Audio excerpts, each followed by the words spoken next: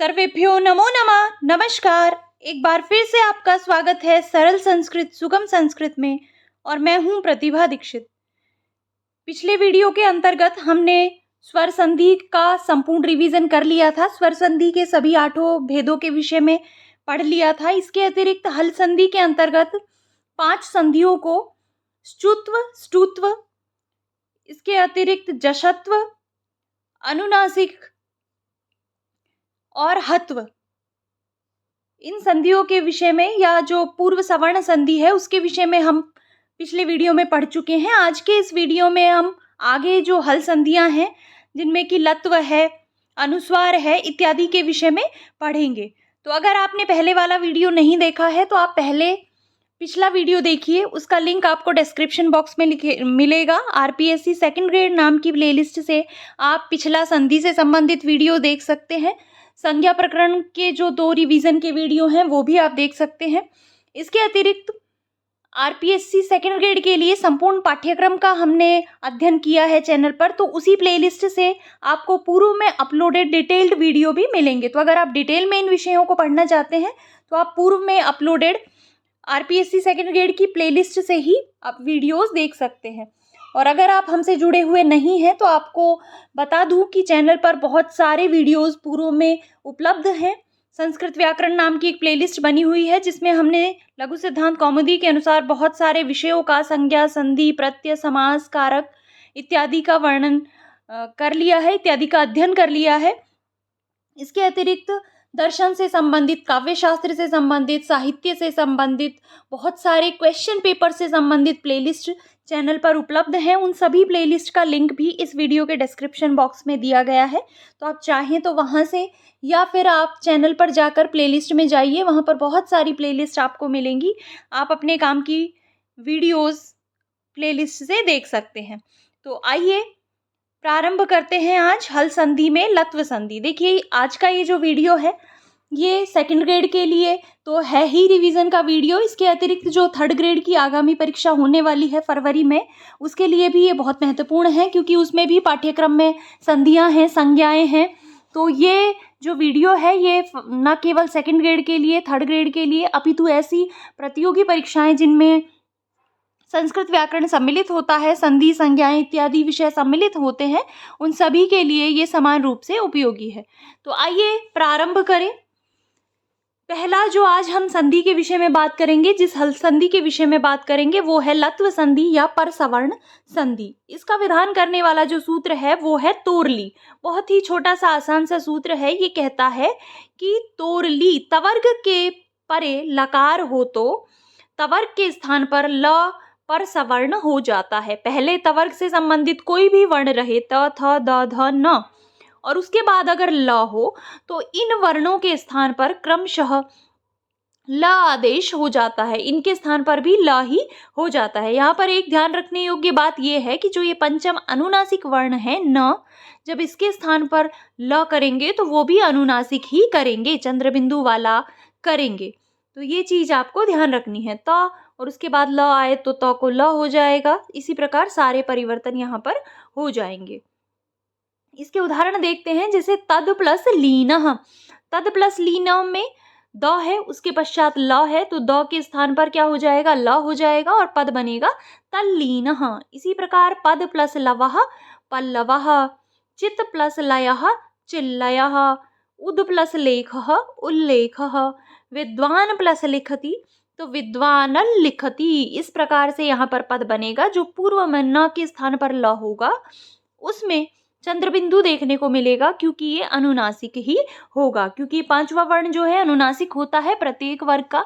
तो न भी अनुनासिक है, तो इसके स्थान पर जब परिवर्तन होगा, ये न जब ल में परिवर्तित होगा तो वो अनुनासिक ल ही होगा और इस तरीके से वो लिखा जाएगा। तो ये विशेष बात आपको इसके विषय में याद रखनी है। अगली संधि है अनुस्वार संधि। अनुस्वार संधि का विधान करने वाला सूत्र है मोनुस्वारः।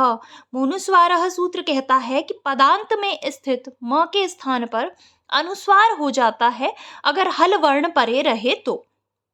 अर्थात कोई भी पद है, पद के अंत में म है और उसके बाद कोई भी व्यंजन हो, तो उस म के स्थान पर हम अनुस्वार का प्रयोग कर देते हैं, उसको अनुस्वार कर देते हैं। तो इस तरीके से हलंत वाला म न लिखा जाकर अनुस्वार लिखा जाता है। लेकिन ये कहाँ होता है? ये केवल होता है पदांत में मोनुस्वारः सूत्र के अनुसार। तो ये आपको ध्यान रखना है। इसके उदाहरण हैं जैसे मातरम प्लस वंदे। तो यहाँ पर देखिए ये पदांत है, पद है, ये द्वितीय विभक्ति का पद है। तो इसमें ये जो माँ है इसको अनुस्वार हो जाएगा क्योंकि बाद में व है इसलिए, हल है इसलिए। तो यहाँ पर इस संधि जब होगी तो इस प्रकार का पद बनेगा, मातरम वंदे। तो जब भी आप सामान्यतः भी जब संस्कृत लिखे तो इस बात का ध्यान रखें कि अगर किसी पद के बाद पदांत में म आ रहा है और उसके बाद अगर हल है तो आप उसको अनुस्वार कर दें, और अगर स्वर है तो उसको अनुस्वार ना लिखें, हलंत वाला म ही लिखें। दूसरा जैसे हरिम वंदे, तो हरिम वंदे में भी सेम है, पदांत में म है, उसके पश्चात हल है तो म को अनुस्वार हो जाएगा और हरिम वंदे इस प्रकार का संधि होकर पद बनेगा। इसी प्रकार धर्मम वद, तो यहाँ पर भी धर्मम वद संधि होकर इस तरीके का पद बन जाएगा। इसमें एक विशेष बात और है, वो क्या है? मो राजी समह क्वऊ, कि सम उपसर्ग के म के बाद स्थित क्विप प्रत्यय युक्त राज धातु के रूप रहने पर म को अनुस्वार नहीं होता। ये स्पेशली विधान किया गया है राज धातु के लिए। ऐसी राज धातु जो क्विप प्रत्यय से युक्त है, अगर वो सम उपसर्ग के बाद आए तो जो सम उपसर्ग का म है इसके स्थान पर अनुस्वार नहीं होता। इसके जो ये उदाहरण हैं सम्राटः, सम्राजः, इनको आपको ध्यान रखना है क्योंकि अपवाद के रूप में है और ये पूछे जा सकते हैं। आप सोचेंगे कि ये अनुस्वार हो जाएगा कि नहीं होगा, तो आप ध्यान रखिए किसी भी तरीके से यहाँ प्रश्न पूछा जा सकता है कि ये किसका अपवाद है, इस तरीके से भी प्रश्न पूछा जा सकता है। क्योंकि अब जैसा प्रश्न आए हैं फर्स्ट ग्रेड में तो उस हिसाब से किसी भी प्रकार का अगर उसी लेवल का क्वेश्चन पेपर आया तो बहुत सारी चीज़ें इसमें से पूछी जा सकती हैं।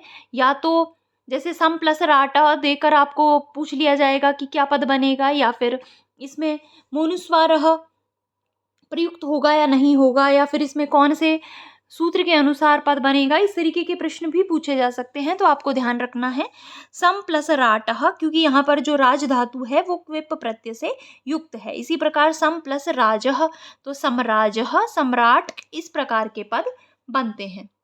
हल संधि के अंतर्गत अगली संधि है अनुस्वार पर सवर्ण संधि। अनुस्वार पर सवर्ण, जैसा कि इसके नाम से ही स्पष्ट है कि जहां पर अनुस्वार को पर सवर्ण हो जाता है, पर के जैसा वर्ण हो जाता है, वहां पर अनुस्वार पर सवर्ण संधि होती है। अनुस्वार पर सवर्ण का विधान करने वाला सूत्र है अनुस्वारस्य ययि पर सवर्णः। अनुस्वार से परे अगर यय प्रत्याहारस्थ वर्ण रहे, यय प्रत्याहार के अंतर्गत कौन कौन से वर्ण आते हैं? श, स और ह, इनके अतिरिक्त कोई भी व्यंजन अगर रहे, इन चार के अतिरिक्त सारे व्यंजन यह प्रत्याहार में आ जाते हैं। तो यह प्रत्याहारस्थ वर्ण अगर परे हो तो अनुस्वार के स्थान पर सवर्ण हो जाता है। और पर सवर्ण क्या होगा? उसी वर्ण के अनुसार पंचम वर्ण, उसी वर्ण के अनुसार पंचम वर्ण हो जाएगा। मान लीजिए यहाँ पर कोई अनुस्वार से युक्त पद है और उसके बाद यह प्रत्याहारस्थ वर्ण है, तो इस अनुस्वार के स्थान पर पंचम वर्ण हो जाएगा। और वो जो पंचम वर्ण होगा यहाँ पर जो है उसके अनुसार ही पंचम वर्ण होगा। देखिए उदाहरण से समझते हैं, जैसे अन प्लस कितः, तो यहाँ पर क है परे और क आता है यह प्रत्याहार में, तो यह प्रत्याहारस्थ वर्ण परे रहने पर ये जो न है, इस न को एक सूत्र और है मोनुस्वारः के अतिरिक्त नश्चा अपदान्तस्य झलि, ये पद के बीच में न और म दोनों को अनुस्वार कर देता है अगर झल वर्ण परे रहें तो इस नश्चा अपदान्तस्य झलि सूत्र के अनुसार ये जो न है इसको अनुस्वार हो जाएगा और इस तरीके से अंकितः पद बन जाएगा। लेकिन अनुस्वारस्य ययि पर सवर्णः सूत्र यहाँ पर प्रवृत्त होगा और इस सूत्र के अनुसार ये जो अनुस्वार है, इस अनुस्वार के स्थान पर पंचम वर्ण हो जाएगा। किसके अनुसार? ये जो बाद में वर्ण है इसी वर्ग का पंचम वर्ण हो जाएगा। तो क का पंचम वर्ण होता है, क वर्ग का पंचम वर्ण होता है ग। तो इस अनुस्वार के स्थान पर ग हो जाएगा और जो सही शुद्ध निष्पन्न पद होगा वो होगा इस तरीके से अंकितः। इसी प्रकार शाम प्लस तः, यहाँ पर पहले नश्चापदान्तस्य झलि से, क्योंकि अपदांत में म है इसलिए यहाँ पर नश्चापदान्तस्य झलि से म के स्थान पर अनुस्वार होगा और अनुस्वार होने पर फिर यह अनुस्वार से यही परसवर्णः सूत्र यहाँ पर प्रवृत्त हो जाएगा और इस अनुस्वार के स्थान पर तवर का पंचम वर्ण न हो जाएगा। तो शांतः इस प्रकार का शब्द यहाँ पर बनेगा। इसी प्रकार गुम प्लस फितः, यहाँ पर म को नश्चापदान्तस्य झलि से अनुस्वार हो गया, अनुस्वार के स्थान पर फिर पुनः परसवर्ण होगा और परसवर्ण किसका होगा? फ जो है ये पवर्ग का वर्ण है, तो पवर्ग का ही पंचम वर्ण प फ ब भ म यहाँ पर हो जाएगा। तो जो निष्पन्न पद होगा वो है गुम फितः। तो इस प्रकार से अनुस्वारस्य यही परसवर्णः सूत्र क्या करता है? ये अनुस्वार के स्थान पर परसवर्ण कर देता है अगर उससे अनुस्वार से परे यह प्रत्याहारस्थ वर्ण रहे तो इस प्रकार से ये हो गई परसवर्ण अनुस्वार परसवर्ण संधि। अगली संधि है हल के अंतर्गत छत्व संधि। छत्व संधि क्या कहती है? इसका विधान करने वाला जो सूत्र है वो है षष्ठो अटि। षष्ठो अटि सूत्र कहता है कि पदांत झय के बाद श को छ हो जाता है, अट परे रहते। षष्ठो सस के स्थान पर छ हो जाता है, अटी अट परे रहने पर। अट के अंतर्गत क्या आता है? जो अ ई ऊणा इस अ से प्रारंभ करके और ह या व र ट, ये जो प्रत्याहार सूत्र है इसके ट तक, तो अट में आ जाएंगे स्वर और इसके अतिरिक्त ह या व र, ये चार व्यंजन, ये चार हल। तो या तो स्वर परे हो या ये चार व्यंजन परे हो। तो जो पदांत झय है, झय में क्या क्या आता है? पहला दूसरा तीसरा चौथा वर्ण किसी भी वर्ग का। अगर किसी भी वर्ग के पहले दूसरे तीसरे चौथे वर्ण के पश्चात कोई स्वर हो या फिर ह या व र हो तो उस के बाद स्थित श को छ हो जाता है, ये कहता है षष्ठो अटि। यहाँ पर ये तो कहते हैं सूत्रकार पाणिनि। उसके पश्चात वार्तिककार जो कात्यायन है यहाँ पर अट के स्थान पर अम को मानते हैं। वो कहते हैं कि अगर अम परे हो तो श को छ आदेश हो जाता है। अब अम में क्या क्या ले लेते हैं? ये स्वर ह या व र, इसके अतिरिक्त ल या मांग न, यहाँ तक जो अनुनासिक है सातवां प्रत्याहार सूत्र है वहां तक ये परिगणित कर लेते हैं अम प्रत्याहार के अंतर्गत और ये कहते हैं कि अगर ला या मंग न ये भी परे रहें तो भी श के स्थान पर छ हो जाएगा। और ये जो कार्य है ये छत्व कार्य ये विकल्प से होता है, अर्थात चाहे तो आप कर ले चाहे तो ना करें। अब इसके उदाहरण जैसे देखते हैं, तद प्लस शिवः। अब द जो है ये तृतीय वर्ण है वर्ग का, इसके पश्चात श है, श के पश्चात ई है, स्वर है। तो ये जो श है इस श के स्थान पर छ आदेश हो जाएगा, तद शिवः। और यहाँ पर चवर्ग है इसलिए यहाँ पर चवर्ग का तवर्ग के साथ योग होने पर इसके स्थान पर ष्टुत्व हो जाएगा और द के स्थान पर आदेश होगा च। तो यहाँ पर जो ष्टुत्व और छत्व होकर पद निष्पन्न होगा वो होगा तच्छिवः। और जहाँ पर विकल्प होगा, जहाँ पर छत्व हम नहीं करेंगे वहाँ पर पद बनेगा तच्छिवः। इस प्रकार से तो दोनों ही प्रकार के पद यहाँ पर देखे जा सकते हैं क्योंकि ये जो छत्व कार्य है ये विकल्प से होता है। इसके अतिरिक्त जैसे तद प्लस श्लोकेन, तो तद प्लस श्लोकेन करने से श के बाद ल है तो वार्तिककार अम को मानते हैं इसलिए ल परे रहने पर भी श के स्थान पर छ आदेश हो जाएगा, तच्छ्लोकेन। और ष्टुत्व होगा तो तच्छ्लोकेन बनेगा। और अगर ये छत्व कार्य नहीं करते तो तच्छ्लोकेन इस प्रकार का पद बन जाएगा। इसी प्रकार तद प्लस श्रुत्वा, तो तद प्लस श्रुत्वा श्र जो है इसमें क्या क्या होता है? श और र। तो श के पश्चात र है इसलिए इस श के स्थान पर पूर्व में द है, तृतीय वर्ण है इसलिए इसके स्थान पर छ हो जाएगा। और जब ष्टुत्व होगा तो पद बनेगा तच्छ्रुत्वा। और अगर छत्व कार्य हम नहीं करेंगे तो पद बनेगा तत् श्रुत्वा। तो इस प्रकार के दो तरीके के पद यहाँ पर निष्पन्न होंगे। जहाँ पर छत्व होगा वहाँ पर अलग तरीके का पद होगा, और जहाँ पर छत्व नहीं होगा वहाँ केवल श्रुत्व कार्य होकर पद बन जाएंगे। तो ये भी आपको ध्यान रखना है। तो ये है हल संधि का प्रसंग। हल संधि में देखिए, एक तो गमुट आगम भी होता है, उससे संबंधित भी कई बार प्रश्न पूछ लिए जाते हैं, और एक होता है कुक और टुक का आगम। तो यहाँ पर मैं आपको बिल्कुल शॉर्ट में संक्षिप्त में बता देती हूँ। डिटेल में आपको पढ़ना है तो आप संस्कृत व्याकरण प्लेलिस्ट से हल संधि का वीडियो देख सकते हैं। देखिए, नमुट का आगम कहाँ होता है। नमुट का आगम का जो विधान करने वाला सूत्र है वो है गमो ह्स्वाद अचि नमुट नित्यम। ये सूत्र कहता है कि ह्रस्व स्वर के बाद स्थित, पूर्व में कोई भी ह्रस्व स्वर हो, उसके बाद अगर ङ हो, ण हो और न हो, ये तीन वर्ण हो, तो इनको गमुट का आगम हो जाता है।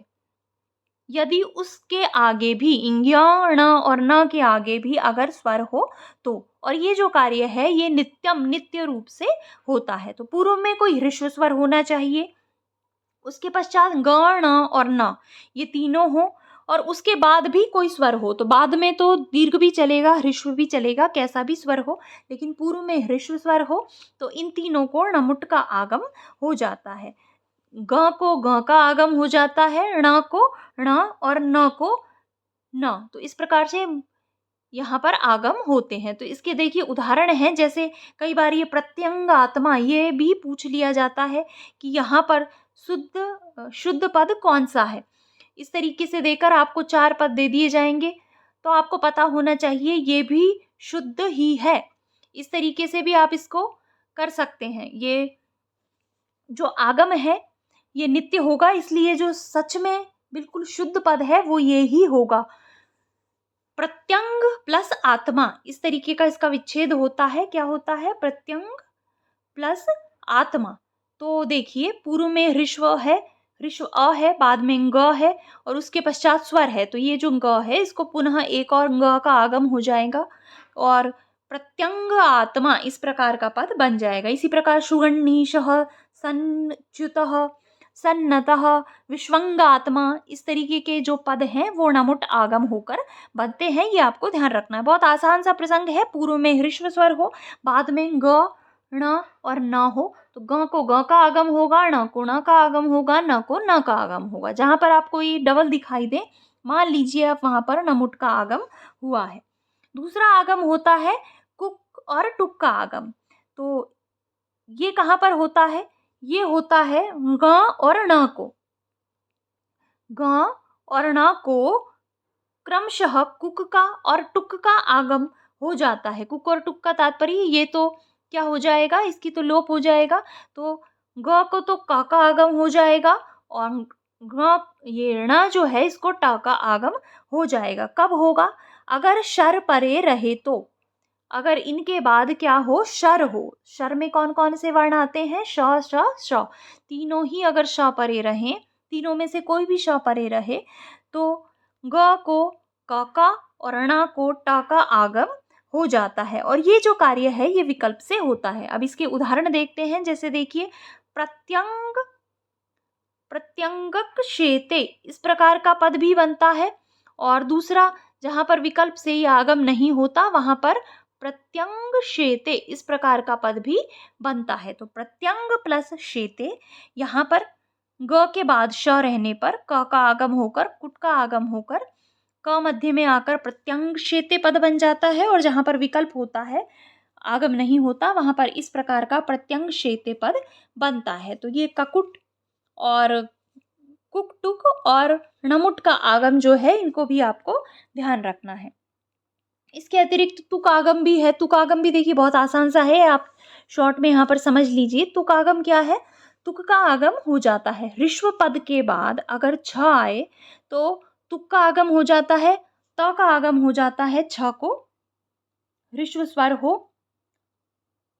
अ नहीं, कोई भी ह्रस्व स्वर हो, ई भी हो सकता है, अ भी हो सकता है।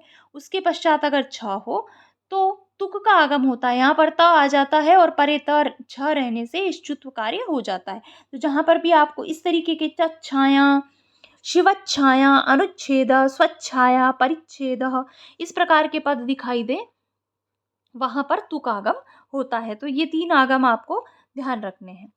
अगली है विसर्ग संधि। तो देखिए हल संधियों में ये ही महत्वपूर्ण प्रसंग है। अब हम बात करेंगे विसर्ग संधि के प्रसंग में। तो विसर्ग के आधार पर जो होने वाली संधि होती है वो विसर्ग संधि कहलाती है। इस संधि में विसर्ग के स्थान पर या तो र, श, श हो जाते हैं, या फिर विसर्ग का लोप दिखाई देता है, या फिर विसर्ग के स्थान पर उ इत्यादि हो जाते हैं। तो उसके अकॉर्डिंग सबसे पहले यहाँ पर सूत्र है स सजुषो रुः।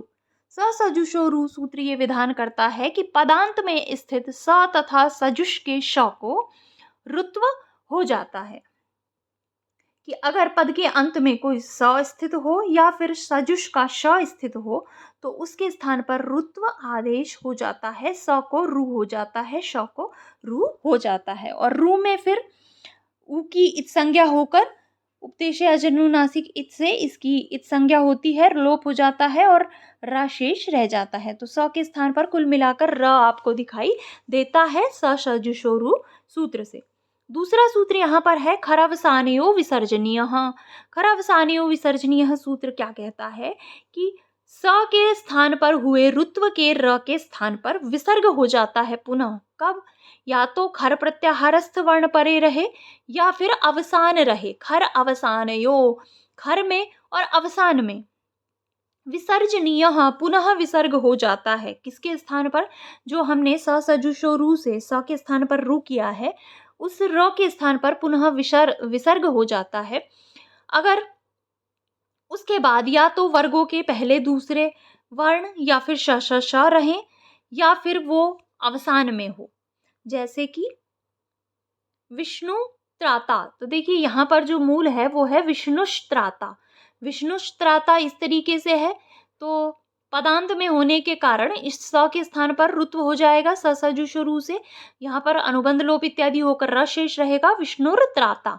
अब इसके पश्चात त्र में त और र है, तो पहला वर्ण है, बाद में पहला वर्ण होने के कारण र के स्थान पर खरवसानयो विसर्जनीय से पुनः विसर्ग हो जाता है और विष्णु त्राता इस प्रकार का पद बन जाता है। तीसरा सूत्र यहाँ पर है विसर्जनीयस्य सः। ये सूत्र क्या कहता है कि विसर्ग के स्थान पर पुनः सा हो जाता है अगर खर वर्ण परे रहें तो। खर में आते हैं वही वर्गों के पहले और दूसरे वर्ण और श श श। तो जो विष्णुस्त्राता में पहले विष्णुस्त्राता था, फिर स के स्थान पर रुत्व हुआ, रुत्व के जो उ है इसका लोप होकर र बचा। इस र को पुनः खरवसानयो विसर्जनीय से विसर्ग हुआ और विसर्ग के स्थान पर पुनः क्या हो गया? स हो गया। किस सूत्र से? विसर्जनीयस्य सः। विसर्ग का पुनः स हो जाता है अगर परे खर प्रत्याहारस्थ वर्ण रहे तो यहाँ पर जो निष्पन्न रूप होगा वो होगा विष्णुस्त्राता। अब देखिए यहाँ पर आपको कंफ्यूज होने की जरूरत नहीं है। आप बोलेंगे कि मैम कौन सा फाइनल रूप है, कौन सा है? तो देखिए फाइनल तो यही है, जब निष्पन्न पद बनता है तो विष्णुस्त्राता इस प्रकार का पद बनता है। लेकिन यहाँ से जो प्रश्न पूछे जाएंगे ज्यादातर सूत्र से संबंधित पूछे जाते हैं कि इस सूत्र से क्या विधान हुआ है इस पद में। तो आपको ध्यान रखना है कि कौन सा सूत्र क्या विधान करता है, किसके परे रहने पर विधान करता है, किस तरीके से विधान करता है। अगला इसका उदाहरण है जैसे नमस प्लस ते। तो नमस प्लस ते में स को पहले रुत्व होगा, रुत्व को पुनः फिर विसर्ग होगा खरवसानयो विसर्जनीय से, और फिर इस विसर्ग को पुनः विसर्जनीयस्य सः से स हो जाएगा और नमस्ते पद बनेगा। तो अगर इसका विच्छेद हम करें तो बनेगा नमस प्लस ते, और अगर इसका निष्पन्न पद हम बनाएं तो बनेगा नमस्ते। इसी प्रकार हरिस्त्रायते, हरिस्त्रायते में हरिर्त्रायते हो जाएगा रुत्व होकर स सजुषो रु से, उसके बाद विसर्जनीयस्य खरवसानयो विसर्जनीय से विसर्ग होगा और उसके बाद फिर क्या होगा? स हो जाएगा विसर्जनीयस्य सः से, तो हरिस्त्रायते इस प्रकार का पद बनेगा। इसी प्रकार रामस प्लस च, यहाँ पर स के स्थान पर रुत्व होगा, रामर च हो जाएगा, फिर पुनः विसर्ग होगा, फिर पुनः स होगा और पुनः स हो जाने पर इसका च से योग होने पर शुत्व होकर रामश्च इस प्रकार का पद बन जाएगा। इसी प्रकार कश प्लस चित, तो कस प्लस चित में स के स्थान पर ऋत्व होगा, फिर ऋत्व के स्थान पर पुनः विसर्ग होगा, विसर्ग के स्थान पर स होगा और स के स्थान पर फिर च्युत्व होगा च से मेल होने के कारण, और फिर हो जाएगा कश्चित। इसी प्रकार धनुष प्लस टंकारः, यहाँ पर स को ऋत्व होगा, ऋत्व को पुनः विसर्ग होगा, विसर्ग को पुनः सत्व होगा और ट से योग होने के कारण यहाँ पर ष्टुत्व संधि हो जाएगी और धनुष टंकारः इस प्रकार का पद बन जाएगा। तो जो निष्पन्न पद होगा अंततः वो इस प्रकार से होगा, ये आपको ध्यान रखना है। अगला सूत्र जो कि उत्व संधि का विधान करता है वो है अतोरोर प्लुताद प्लुते, और परीक्षा की दृष्टि से वेरी वेरी वेरी मोस्ट है। जितनी बार मैंने आपको संधि पढ़ाई है या इनसे संबंधित क्वेश्चन सॉल्व करवाए हैं या कोई टेस्ट पेपर लिया है तो हर बार मैंने आपको कहा है अतोरोर प्लुताद प्लुते और ड्रलोपे दीर्घस्य पूर्ववर्ण, ये जो सूत्र है। इसके अतिरिक्त हशीच और एक और सूत्र है रोरी। ये जो 4 सूत्र हैं ये विसर्ग संधि के संबंध में बहुत महत्वपूर्ण है। अतोरोर प्लुताद प्लुते सूत्र क्या कहता है? ये कहता है कि ह्रस्व अतो, अत से परे र अगर स्थित हो, ह्रस्व अकार के परे स्थित ऋत्व के र के स्थान पर उ हो जाता है। अगर उससे भी परे ह्रस्व अकार रहे तो, मतलब बीच में र है और र कौन सा है? जो ऋत्व वाला र है वो है, उसके पूर्व भी ह्रस्वकार है, बाद में भी ह्रस्वकार है, तो इस र के स्थान पर उ आदेश हो जाएगा अतोरोर प्लुताद प्लुते से। और जब यहाँ पर उ हो जाएगा तो इन दोनों में फिर गुण हो जाएगा और गुण होकर पद निष्पन्न होगा। तो इसके उदाहरण जैसे देखते हैं, शिवश प्लस अर्चयः, तो यहाँ पर ये जो स है, स के स्थान पर पहले तो स सजुषो रू से पदांत में होने के कारण ऋत्व हो जाएगा। अब जब इस तरह से हो गया शिवर प्लस अर्चय, अब पूर्व में भी ह्रस्वकार है, बाद में भी ह्रस्व आकार है, तो यहाँ पर जो सूत्र प्रवृत्त होगा वो होगा अतोरोर प्लुताद प्लुते और र के स्थान पर उ हो जाएगा। अब व में जो अ है और इधर जो उ है, इन दोनों के स्थान पर गुण होगा, गुण एकादेश हो जाएगा और ओ हो जाएगा, तो शिवो अर्चयः इस प्रकार का पद बनेगा। और जब इन दोनों में संधि होगी तो कौन सी संधि होगी? पूर्व रूप एकादेश संधि हो जाएगी। पूर्व रूप एकादेश संधि जब होगी तो ओ और अ इन दोनों के स्थान पर ओ हो जाएगा और अवग्रह चिन्ह होकर शिवो अर्चयः इस प्रकार का पद दिखाई देगा। इसी प्रकार कस प्लस अपि, यहाँ पर स को पहले ऋत्व होगा, इससे पूर्व अ और बाद में अ होने पर र के स्थान पर उत्व हो जाएगा, फिर गुण होकर को हो जाएगा और पुनः पूर्व रूप होकर को अपि इस प्रकार का पद दिखाई देगा। ऐसे ही रामस प्लस अस्ति, यहाँ पर रामर अस्ति हो जाएगा, पुनः राम उ अस्ति, फिर रामो अस्ति और पूर्व रूप होकर रामोस्ति इस प्रकार का पद दिखाई देगा। तो जहाँ पर भी अवग्रह चिन्ह आपको दिखाई दे, इसमें तो पूर्व रूप है लेकिन यहाँ पर उत्व संधि भी हुई है, ये आपको ध्यान रखना है। बहुत सारी प्रक्रियाएं देखो इसमें हुई हैं, इसीलिए विसर्ग संधि पढ़ने से पूर्व आपको स्वर संधि का ज्ञान होना चाहिए, आपको हल संधि का ज्ञान होना चाहिए, तभी आप एक पूरा पद निष्पन्न कर पाएंगे। तो ये आपको ध्यान रखना है। अगला जो सूत्र है उत्व का विधान करने वाला ही सूत्र है, वो है हशीच। ये कहता है कि ऋस्व आकार के परे स्थित ऋत्व के र को उ हो जाता है, अगर परे हश रहे तो। उसमें तो पूर्व में भी आकार हो, बाद में भी आकार हो, ये तो कहता है अतोरोर प्लुताद प्लुते। लेकिन हशीच सूत्र ये कहता है कि ऋस्व आकार से परे स्थित रू को र को उत्व हो जाएगा अगर उसके परे हश प्रत्याहारस्थ वर्ण हो। हश प्रत्याहारस्थ वर्ण में कौन कौन से वर्ण आते हैं? प्रत्येक वर्ग का तीसरा चौथा पांचवा वर्ण, ह या व र और ल। अगर ये बाद में हो तो भी र के स्थान पर उ आदेश हो जाएगा। जैसे उदाहरण देखते हैं, रामस प्लस हसति। अब यहाँ पर बाद में ह है, पूर्व में अ है, तो स का तो र हो गया स सजुषो रू से। अब इस र के स्थान पर उत्व हो जाएगा हशीच से और उ होकर पुनः फिर गुण कार्य होगा और जब संधि पद होगा, संधि जब होगी तो रामो हस्ति इस प्रकार का पद बन जाएगा। ऐसे ही मनस प्लस रथः, यहाँ पर मनस प्लस रथः में ऋत्व होगा तो र हो जाएगा मनर रथः और बाद में र रहने से क्या होगा? यहाँ पर उत्व हो जाएगा, र के स्थान पर उ होगा, इन दोनों में गुण होगा और मनोरथ इस प्रकार का पद बन जाएगा। इसी प्रकार शिवस प्लस वंद्यः, यहाँ पर स को रुत्व होगा, बाद में व और पूर्व में अ रहने के कारण र को उत्व आदेश होकर उ होगा, दोनों में गुण होगा और शिवो वंद्यः इस प्रकार का पद बनेगा। तो ये आपको ध्यान रखने हैं, स्पेशली अतोरोर प्लुतात प्लुते और हशीच। अगला सूत्र है विसर्ग संधि के संबंध में, ये भी बहुत ज्यादा महत्वपूर्ण है, रोरी सूत्र। ये कहता है कि रेफ के बाद रेफ रहने पर पूर्व रेफ का लोप हो जाता है। अगर किसी संधि स्थल पर पूर्व में रा हो, उसके पश्चात भी रा हो, तो जो पूर्व में स्थित रा है उसका लोप हो जाएगा। जैसे कि पुनर्रमते, यहाँ पर पुनस रमते इस प्रकार से होता है। स के स्थान पर रुत्व होकर र हो जाता है और दो र हो जाते हैं, पुनर्रमते। तो ये जो पूर्व में स्थित र है, इस र का लोप हो जाएगा किस सूत्र से? रोरी सूत्र से। तो यहाँ पर होगा पुनर्रमते। अब जहां पर ये लोप होता है ना, वहां पर एक दूसरा सूत्र भी प्रवृत्त हो जाता है। वो जो दूसरा सूत्र है ये भी महत्वपूर्ण है, ड्रलोपे पूर्वस्य दीर्घो अणः। ये सूत्र कहता है कि ड्र या र का लोप होने पर उससे पूर्व में स्थित अण को दीर्घ हो जाता है। जहां पर र का लोप हुआ है वहां पर उससे पूर्व में स्थित जो अण है, अण में क्या क्या आता है?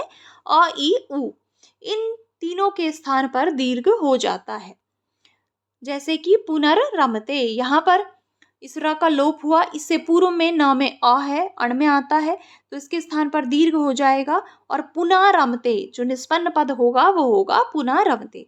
इसी प्रकार अंतस प्लस राष्ट्रीय, तो स के स्थान पर रुत्व होकर अंतरराष्ट्रीय, इस र का लोप हो जाएगा परे र रहते रोरी से, और जब इसका लोप होगा तो ड्रलोपे पूर्वस्य दीर्घोण से ये जो पूर्व में स्थित त में जो अ है इसको दीर्घ होकर आ हो जाएगा, अंतरराष्ट्रीय इस प्रकार का पद यहाँ पर बनेगा।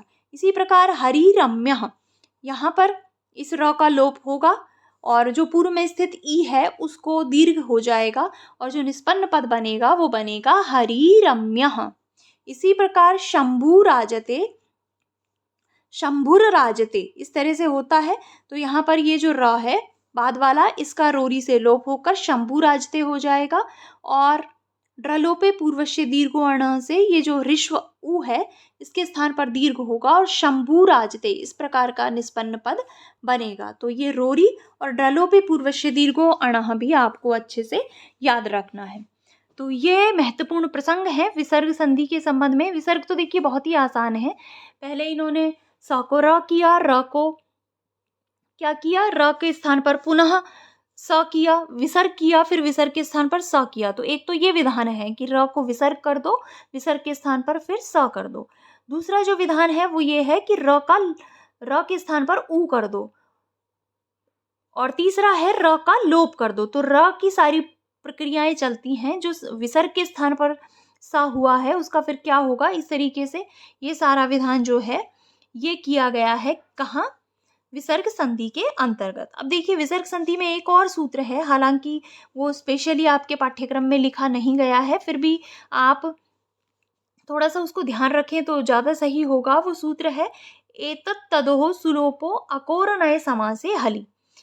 ये सूत्र क्या कहता है कि एतद और तद शब्द के विसर्ग का लोप हो जाता है हल वर्णों के परे रहते, लेकिन एतद और तद शब्द में ककार नहीं हो और नए समास नहीं हो। अर्थात एतद और तद के जो शब्द रूप चलते हैं अगर उनमें ककार नहीं है और वो नए समास से संबंधित नहीं है तो उनके पश्चात जो विसर्ग है उसका लोप हो जाएगा अगर उनके बाद व्यंजन रहे, हल रहे तो। जैसे देखिए एक है एषः विष्णु, इन दोनों में जब संधि होगी तो ये जो एषः विष्णु है ये एतद का रूप चल रहा है, ये ककार वाला भी नहीं है, नए समास वाला भी नहीं है, और इसके बाद क्या है, व है, हल वर्ण परे है। तो ये जो विसर्ग है इस विसर्ग का लोप हो जाएगा और जब संधि होगी तो इस तरीके से एष विष्णु पद बनेगा। इसी प्रकार तद का हम देखते हैं, तद के रूप चलते हैं जैसे सहतौते, तो सह शंभु, सह गच्छति, इस प्रकार के कोई भी आप ले लीजिए, सह शंभु, इसमें तद का ये रूप है, इसके पश्चात विसर्ग है, इसके पश्चात हल है। अब ना तो ये इसमें ककार है, ना ही ये नए समास से संबंधित है। तो स के पश्चात जो ये विसर्ग है इसका लोप हो जाएगा एतत् तदो सुलोपो अकोरनय समासे हलि से। और जो निष्पन्न पद बनेगा फिर वो बनेगा श संभू। तो कभी आपको इस प्रकार से लिखा हुआ दिखाई दे तो आप इसको गलत ना समझें कि यहाँ पर तो मिसप्रिंट हो गया है या फिर ये ऑप्शन गलत है। आप इस सूत्र को भी ध्यान में रखें जो कि एतद और तद के बाद स्थित विसर्ग का लोप कर देता है। तो ये सारी महत्वपूर्ण बातें हैं संधियों के संबंध में। आशा है कि आपको संधियां अच्छे से समझ आई होंगी। ये वीडियो आपकी मदद भी करेगा। तो इसी आशा और विश्वास के साथ इस वीडियो को मैं यहीं पे समाप्त करती हूँ। मिलेंगे नेक्स्ट वीडियो में। तब तक अगर आपको ये वीडियो पसंद आया है तो आप इसे लाइक कर दें, अपने मित्रों के साथ इसे अधिक से अधिक शेयर कर दें। और अगर आप चैनल पर नए हैं, आपने चैनल को सब्सक्राइब नहीं किया है तो चैनल को सब्सक्राइब कर लें और बेल आइकन को भी प्रेस कर दें ताकि आगे आने वाले वीडियोस के नोटिफिकेशंस आपको मिल सकें। तो मिलते हैं नेक्स्ट वीडियो में। धन्यवाद।